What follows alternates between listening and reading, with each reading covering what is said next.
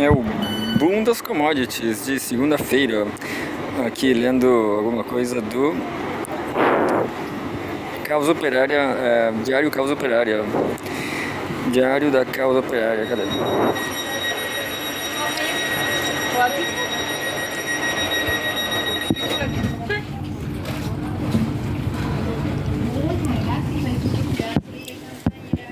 Causa Operária no estrangeiro, será? Isso aqui é a estação de trem de Valparaíso e Vinha, Valparaíso Limache. Lembrando que o Limache conseguiu subir para a primeira divisão. Em breve estará disputando aí a final da Libertadores, com fé em Deus. Mas vamos lá, vamos ler alguma coisa do DCO. Un viaje tranquilo es tarea de todos. No incentives el comercio ambulante, comprando o dando dinero. Juntos. Pode crer, body, sei lá. Tá difícil a política aqui. Fazer o que? Fazer o que com o meu voto? Resulta que ese idiota se lo como una carpita con panavela y no más se pone familia. Vamos ler aqui alguma coisa Un poquito de ropa. do Brasil. Vamos tentar ler alguma coisa do Brasil aqui. Gracias a Dios. Si lo puede cooperar a que sea 10 pesos, 20 pesos. Para llegar con el alimento a mi hogar. Muchísimas gracias y que Dios lo bendiga. E diz assim, economia, o trabalhador brasileiro está com mais dificuldade de pagar dívidas. Política de juros altos tem penalizado como nunca a classe trabalhadora. Essa política desastrosa leva ao fortalecimento do bolsonarismo.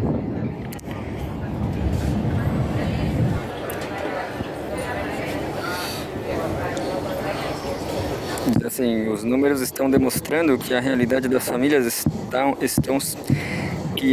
a realidade das famílias estão sendo asfixiadas. Desculpa, DCO, mas os números estão demonstrando que a realidade das famílias estão sendo asfixiadas pela política econômica de juros altos. A matéria, entre aspas, endividamento das famílias brasileiras cai em dezembro, publicada no Brasil 247, na quinta-feira dos mil. Cuidado com isso, hein, porque o Brasil 247 ele publica coisas da UOL. Daqui a pouco o DCO tá publicando coisas da UOL também. Publicada no Brasil 247 na quinta-feira 23, foi só uma piada, tá? Uma piada. Apresenta números muito duros, apesar de em algum momento tentar ver algo de positivo na gestão Fernando Haddad. Como diz o texto, abre aspas, a redução do endividamento é registrado no fim do ano, momento em que sazonalmente ocorre aumento do indicador. Fecha aspas. Só esse dado já deveria ser preocupante, pois é quando se costuma fazer as compras de Natal. Há um aumento natural do endividamento no cartão de crédito. Se houve um recuo, isso não pode ser resultado das taxas de juros que impede que as famílias tenham acesso ao crédito. Segundo o texto, abre aspas, em dezembro de 2024, o endividamento das famílias brasileiras recuou para 76,7%, uma redução de 0,9 ponto percentual em relação a novembro, quando o índice estava em 77,6%. Os dados foram divulgados pela Confederação Nacional do Comércio, CNC. Na tentativa de dourar um pouco a pílula, lemos no texto que o endividamento das famílias, em relação ao Produto Interno Bruto, PIB, se mantém, abre aspas, abaixo de níveis elevados, cerca de 30%. Isso não é elevado? Sendo, abre aspas, bem mais baixo do que o registrado nos Estados Unidos, onde as dívidas representam 72% do PIB, fecha aspas. Essa informação, porém, não importa. Primeiro porque, como se costuma dizer, ninguém come PIB, e saber que o americano está mais endividado não melhora em nada a nossa situação. Sem mencionar o fato de que a realidade econômica do trabalhador americano é bem diferente da nossa. Outro dado importante na matéria é que aumentou a inadimplência, 29 61,3% das famílias estavam endividadas no final de 2024, computando um aumento de 0,5% em relação a 2023, quando o índice era de 28,8%. Para piorar, houve um aumento de 13% no total de famílias com dificuldades de quitar suas dívidas, o maior patamar desde o início da série histórica. Felipe Tavares, economista-chefe da CNC, diz que, abre aspas, embora o endividamento tenha se tornado mais sustentável em termos de renda comprometida e prazo, a alta dos juros e o encarecimento do crédito dificultaram a gestão financeira das famílias. É necessário reforçar a educação financeira e implementar políticas de renegociação de dívidas bem estruturadas, o que não faz sentido. Em vez de cobrar que demitam Haddad, pede que se dê aulas de educação financeira, o que é um verdadeiro absurdo. As pessoas não têm dinheiro, os juros estão elevadíssimos e é preciso gerar empregos, fazer a economia crescer. O governo Lula precisa olhar com atenção esses números. O plano econômico não está dando certo.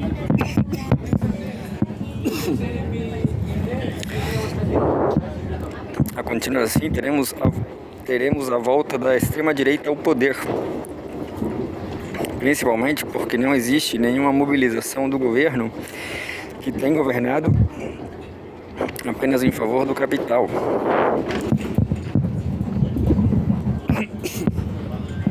A esquerda precisa começar uma campanha de mobilização com um programa que exija que o governo volte sua política para a classe trabalhadora e não em função de um mercado que de mais a mais não está satisfeito e quer que se corte ainda mais fundo na carne da população.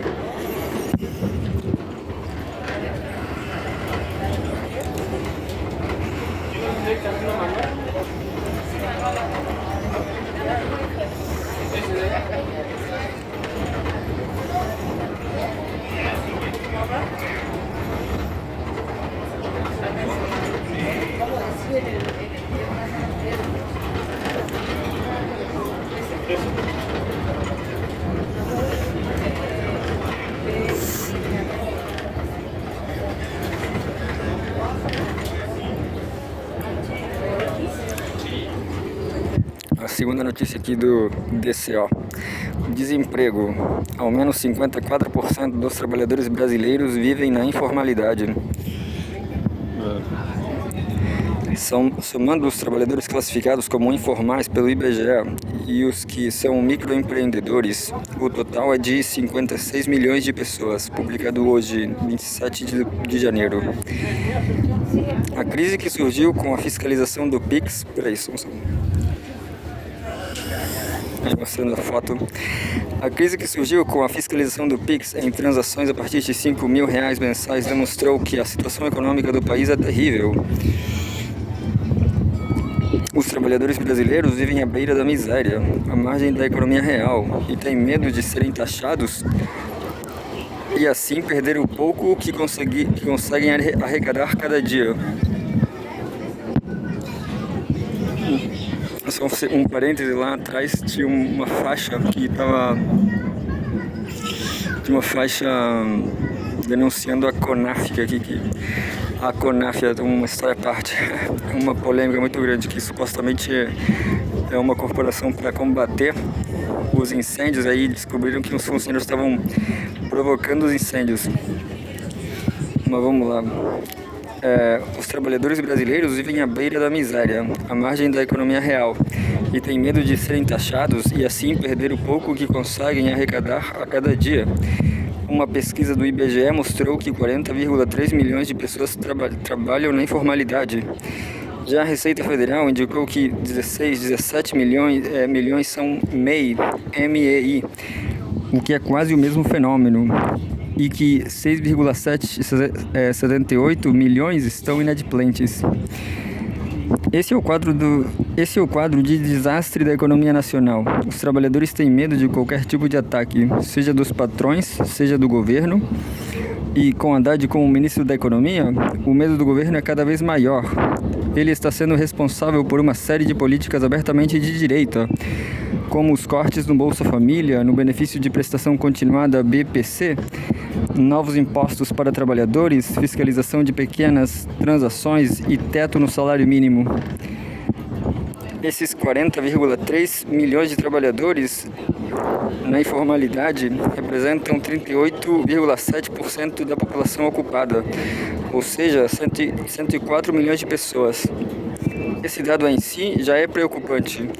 O país tem cerca de 210 milhões de habitantes, ou seja, apenas metade é considerada trabalhadora. Somando os MEIs a essa conta, isso configura 54% da população nessa situação de informalidade, como classifica a imprensa, mas que poderia ser descrita como desemprego ou subemprego. O governo Lula, para se defender da repercussão negativa da política de Haddad, lançou uma campanha para divulgar sua rede de proteção social. Segundo o governo, os benefícios que existem com os impostos regularizados incluem aposentadoria por idade ou invalidez, auxílio-doença, salário maternidade, pensão por morte, auxílio-reclusão e participação em licitações. Além disso, argumenta-se que o MEI nasceu para incentivar a formalização de pequenos negócios e de trabalhadores autônomos, como vendedores,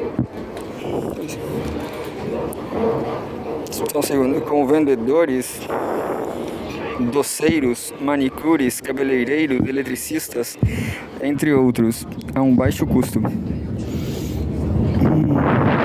No entanto, isso é tudo uma farsa. Quase todos esses benefícios são extremamente ineficientes. A aposentadoria foi duramente atacada pela reforma da Previdência de Bolsonaro. E há inclusive benefícios sendo cortados, como o benefício de prestação continuada BPC, o que diminui a confiança no governo. A situação dos MEIs, por sua vez, é outra calamidade. Quase 7 milhões de entre aspas, microempreendedores individuais estão inadimplentes no pagamento de impostos. Há um prazo até 31 de janeiro para quitar dívidas no chamado Simples Nacional. Caso não acertem as pendências, serão excluídos desse regime simplificado. Esses 7 milhões configuram mais de 40% do total dos MEIs, o que mostra que o modelo está totalmente falido. O valor do imposto mensal do MEI passou para R$ 75,90. Em 2025, 5% do salário mínimo. E para R$ 182,16 no caso do MEI de caminhoneiro, 12% do salário mínimo. Além de pagar o imposto mensalmente, outra obrigação do MEI é emitir nota fiscal quando realizar negócios com pessoas jurídicas. Para pessoas físicas, a emissão é opcional. Desde setembro de 2023, a emissão de notas fiscais eletrônicas pelos MEIs deixou de ser feita pelos sites da Prefeitura e passou a ser obrigatória pelo Sistema Nacional. Cortes no Bolsa Família. Enquanto a economia se encontra em situação de calamidade para os trabalhadores, o programa Bolsa Família passa por um, entre aspas, pente fino. Isso porque o governo deveria fazer um corte de 2 bilhões de reais sob as ordens dos banqueiros. O Bolsa Família custa para o governo cerca de 170 bilhões de reais por ano e inclui quase 21 milhões de famílias. Caso o corte seja aplicado, centenas de milhares de famílias serão afetadas. Em 2024, o Bolsa Família terminou com 20,8 milhões de famílias assistidas, representando um corte de 1,2% em um ano. A estimativa é que o corte em 2025 seja de 246 mil famílias. Desde que Lula assumiu, houve um corte geral de 789 mil assistidos do programa. Quando se considera apenas famílias unipessoais formadas por um único integrante, o corte chegou a 1,6 milhão desde a posse. Para atingir a meta, até 2026, o governo exigirá verificação em loco para famílias unipessoais e aplicará um limite para esse grupo por município. Não está claro ainda como essas medidas serão implantadas na prática. Diante do quadro apresentado acima de destruição total da economia nacional e desemprego generalizado, A política de cortes do Bolsa Família é um desastre completo. O governo Lula se tornou refém dos banqueiros. Não consegue investir nem em seu programa social mais básico, muito menos em um programa de grande escala para a industrialização do país. No fim, o grande problema é a dívida pública. É por meio dela que os banqueiros impõem os cortes, na verdade um roubo direto do orçamento nacional, e também exigem um aumento da taxação para garantir que os juros da vida sejam eternamente pagos. O governo Lula precisa romper radicalmente com essa política de subserviência aos bancos. Para isso é necessário governar por meio da mobilização dos trabalhadores. Eu acho que eu já estou chegando aqui. E tô indo no festival de cinema.